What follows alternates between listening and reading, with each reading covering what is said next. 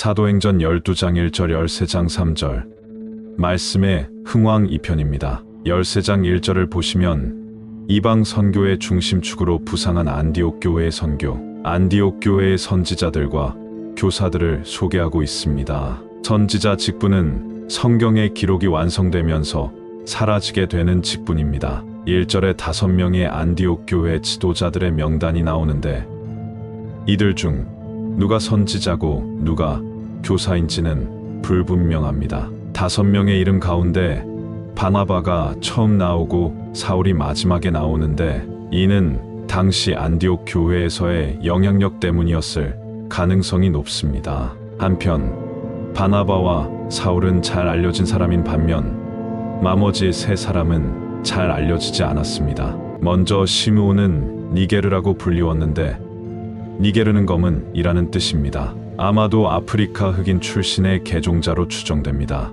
다음으로 루기오는 북아프리카 미비아 출신의 사람이었고 그 외 그의 인적 사항에 대해서는 알려진 것이 없습니다. 마지막으로 마나에는 분봉왕 헤롯 안디바와 왕궁에서 함께 자라난 사람으로 마나엔의 어머니가 헤롯의 헤롯 안디바의 유무였을 가능성이 있습니다. 13장 1절 안디옥 교회에 선지자들과 성경 교사들 지도자들이 있었으니 곧 바나바와 니게르 흑인이라 하는 시므온과 구레네 북아프리카 리비아 사람 루기오와 분봉왕 헤롯 안디바의 젖동생 마나엔과 및 사울이라 사울이 안디옥 교회의 성경 교사이기는 했지만 아직까지는 2선, 3선에서 사역하고 있는 것을 볼 수 있습니다. 사울에게 맡겨진 작은 일에 충성하면서 훈련받으며 준비되어 가고 있는 것입니다.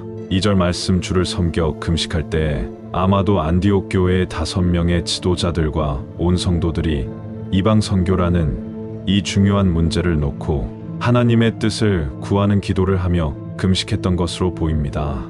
하나님의 나라와 하나님의 뜻을 위한 이러한 기도와 금식은 필요한 부분입니다. 그리고 오늘날 선교사들이 교회나 선교단체를 통해 선교지로 파송받아 사역하는데 그 결정 시에 가장 중요하게 고려해야 하는 사항은 바로 하나님의 뜻과 성령님의 인도입니다. 선교하면 하나님의 뜻과 성령님의 인도를 우리가 기억할 수 있어야 합니다. 2절 말씀입니다. 주를 섬겨 하나님의 뜻을 위해 금식할 때 그래서 뭐 다른 것으로 금식하면 안 되고 나 자신의 죄를 돌아보며 이제 곧 고난 주간인데 예수 그리스도의 십자가의 희생을 생각하며 나의 죄를 회개하면서 우리가 금식을 해야 되고 그리고 하나님의 나라와 하나님의 뜻을 위해 스스로 금식할 수 있습니다.